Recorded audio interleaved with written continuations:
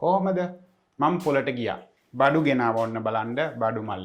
දැන් අපි shopping with Dr. Noel videos වල අපි සුපර් මාකට් ගියානේ. එතනින් ලේබල් බලලා හරි වැරදි නිවැරදි විදියට බඩු ගන්නේ කොහොමද කියලා අපි කතා කරා. දෙවෙනි වීඩියෝ එකෙන් අපි දැක්කා පොලට ගිහිල්ලා එළවලු එහෙම තෝරන්නේ කොහොමද?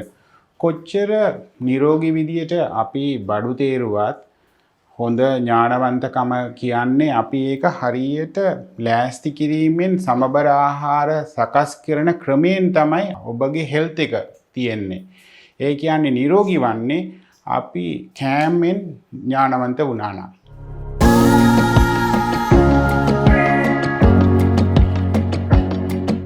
ඔන්න බලන්න ගෙනාපු බඩු ටික ඔක්කොම තියලා ඉවරයි.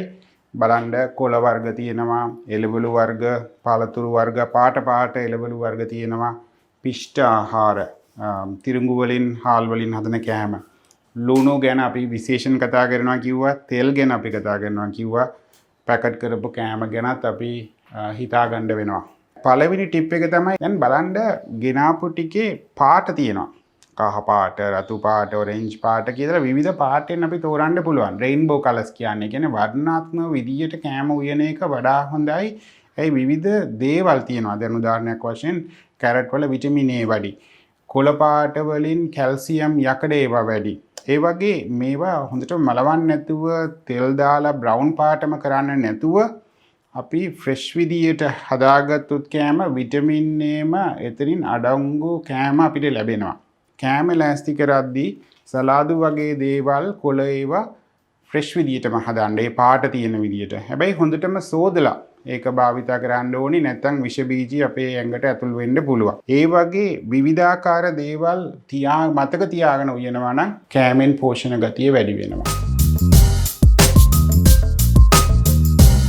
දැන් දෙවෙනි පොයින්ට් එක ඇවිල්ලා සමබර ආහාර හදන්නේ කොහොමද කියලා. කොයිතරම් කෑම ගෙනාවත් අපි සමබර ආහාර හැදුව නැත්නම් ඒ කියන්නේ මොඩල් ප්ලේට් එකක් හැදුව නැත්නම් එකෙන් වැඩක් නැහැනේ. ඒකට භාවිතා කරන්න පුළුවන් rule of 4 කියනවා. අපි ඒ කියන්නේ පිඟාන් 4ට බෙදුවොත් එක කොටසකට අපි පිෂ්ඨ ආහාර භාවිතා කරනවා. ඒ කියන්නේ පාන්, හාල් වගේ පිෂ්ඨ ආහාර අඩු කරගන්නවා. දැන් ලංකාවේ ප්‍රශ්න තියෙනවා අපි බඩ පිරෙනකම් පිෂ්ඨ කරනවානේ. ඒක වැරදි පුරුද්ද. කොළ වර්ග, මැල්ලුම් වර්ග පිඟානෙන් කාලකට. ඒ කියන්නේ මෙච්චර ප්‍රමාණ කොළ වර්ග තියෙන්න ඕනේ ඇඟට හරි ඉන්ධන වැටෙන්න නම්. එළවලු වර්ග පිඟානෙන් කාලකට. ඒතර 3 කාලක් ගියා.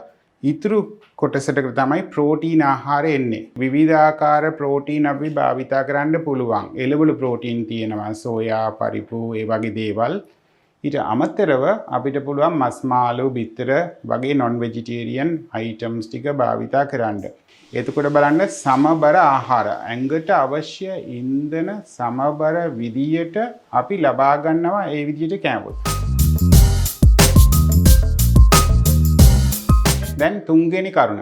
ඒ තමයි වැදගත්ම දේ ලුණු ගැනයි තෙල් ගැනයි අපි කතා කරනවා. දැන් ලුණු කියන්නේ වැදගත්. ඇඟට අත්‍යවශ්‍යයි.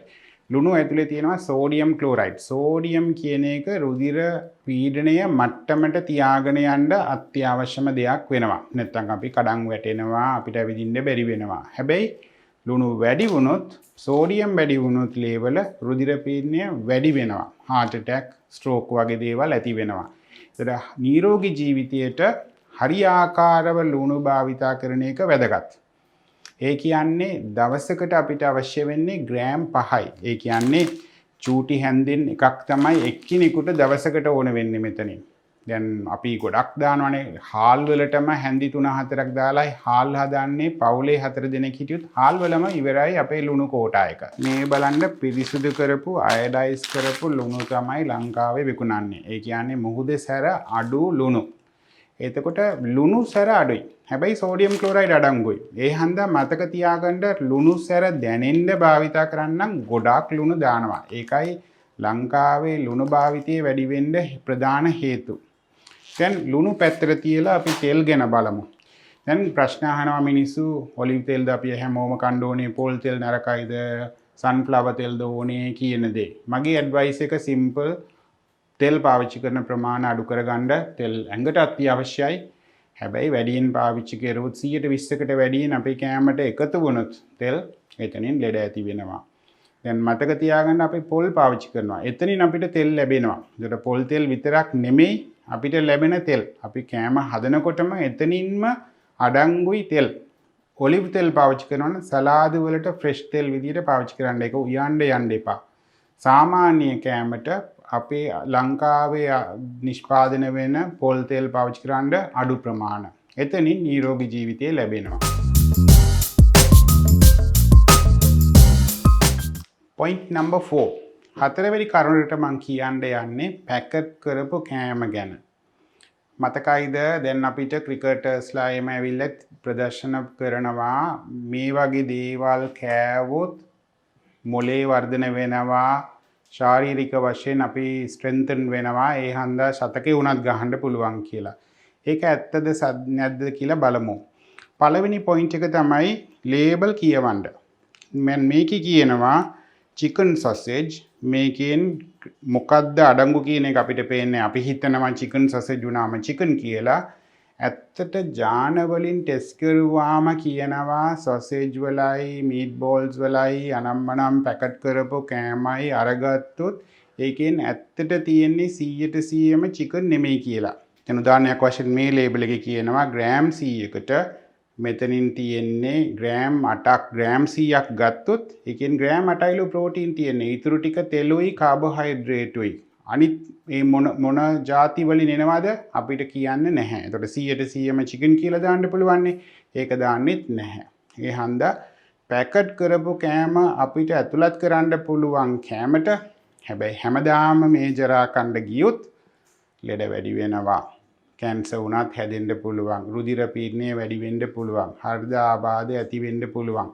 ඔබ හිතලා ගන්න බඩු නෙමෙයි ඔබට ලැබෙන්නේ. දැන් අපි අන්තිමට කතා කරන්න යන්නේ පස්වෙනි කරුණ තමයි කොස්ට් එක ගැන. ඒ කියන්නේ අඩු මිලට සමබර පෝෂිදායක කෑම හදන්නේ කොහොමද කියන එක.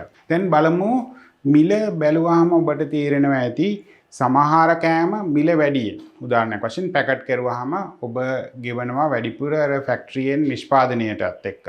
දැන් එළවලු වර්ග අඩු වැඩි වෙනවා මිල. ඒකෙන් අපි තෝරගන්න ඕනේ එළවලු ගාන අඩුවට මේ වෙලාවට තියෙන ටික ගන්න පුළුවන්. කොළ වර්ග වලින් සමහර ඒවා ගණන් වැඩි, සමහර ඒවා සාමාන්‍ය ගාන. ඒ වගේ කොළ වර්ග, එළවලු වර්ග වලින් ඔබගේ පිඟාන් පිරෙන විදියට හැදුවා නම් කෑම පැහැදිලිව පේනවා කොස්ට් එක අඩු වෙනවා.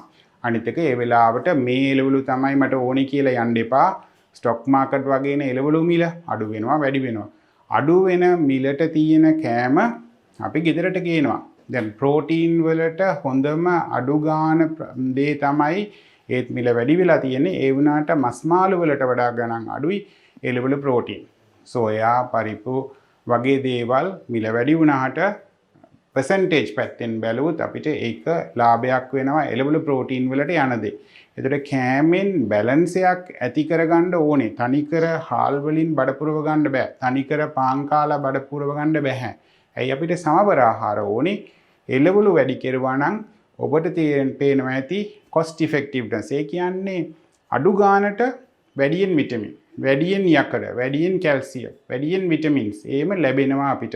එළවලු ප්‍රෝටීන් මස් මාළු වලට වඩා මිල අඩුයි. ඒ හන්දා ඒවා අධික ලෙස භාවිතා කරන්න. පිෂ්ඨ වලින් තනිකර ඒ වෙලාවට ලාභ තිබ්බට පස්සේ ලෙඩ ඇති වෙනකොට අපිට ඒ සල්ලි එකතු කරපු සල්ලි නැති වෙලා යනවා ලෙඩ හැදුනොත්. එතකොට නිරෝගී කෑම, නිරෝගී ජීවිතයට අවශ්‍ය කෑම හදන්න නම් සමබර ආහාර අඩු මිලට හදන ක්‍රමය අපි ඉගෙන ගන්න වෙනවා. ඔන්න අද බැලුවා අපි ඔබ shopping ගිහිල්ලා කෑම ගෙදරට ගෙනාවොත් ඒකෙන් කෑම හරියාකාරව සමබර නිරෝගී කෑම හදන්නේ කොහොමද කියලා. අපි කලින් බලලා තියෙනවා shopping ගියාම සුපර් මාකට් ගියාම කෑම තෝරන විදියයි, පොලට ගියාම එළවලු අනිත් දේවල් තෝරන විදියයි. ඒ ටික මෙතනින් ඔබට බලා ගන්න පුළුවන්. මේ වීඩියෝ එකේ දෙන ටිප්ස් පහකුයි අර වීඩියෝස් දෙකේ shopping කරන හැටි බැලුවාම ඔබට නිරෝගී ජීවිතයක් ලැබේවා කියලා මම ප්‍රාර්ථනා කරනවා.